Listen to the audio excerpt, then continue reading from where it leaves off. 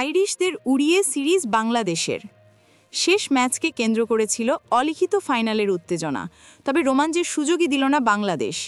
তানজিদ তামিম পারভেজ ইমনের মারমুখী ব্যাটিং আর মোস্তাফিজ রিশাদের শৃঙ্খলাপূর্ণ বোলিংয়ে আইরিশদের উড়িয়ে দিয়ে সহজেই সিরিজ নিশ্চিত করল টাইগাররা।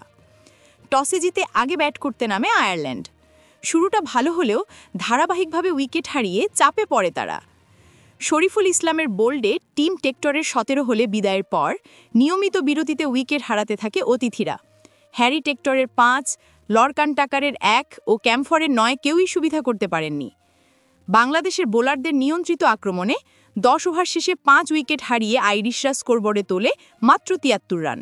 স্টার্লিংয়ের 27 বলে 36 রানের লড়াকু ইনিংস ছাড়া কেউই দলকে পথ দেখাতে পারেননি। শেষ পর্যন্ত 19.5 ওভারে 117 রানে অল আউট হয় আয়ারল্যান্ড। রিশাদ হোসেন ও শরীফুল ইসলাম নেন 3টি করে উইকেট, মোস্তাফিজ শিকার করেন 2টি। জবাবে ব্যাট হাতে দাপট দেখায় বাংলাদেশ। ইনিংসের শুরু থেকে ব্যাট হাতে ঝড় তোলেন তানজিদ তামিম ও সাইফ হাসান। 38 রানের উদ্বোধনী জুটি ভাঙ্গেও ছন্দ নষ্ট হয়নি টাইগারদের। লিটন দাস দ্রুত আউট হলেও তামিম ইমন আর কোনো বিপদ হতে দেননি। 50 বলে দুর্দান্ত জুটিতে 73 রান যোগ করে জয়ের পথ সহজ করে দেন দুজন। 4-4 ও 3 ছক্কায় 36 বলে অপরাজিত 55 রানে ম্যাচ শেষ করেন তানজিদ তামিম। ইমন 26 বলে 33 রানে অপরাজিত থাকেন। 13.4 ওভারে 8 উইকেটের জয় তুলে নিয়ে সিরিজ নিজেদের করে নেয় বাংলাদেশ।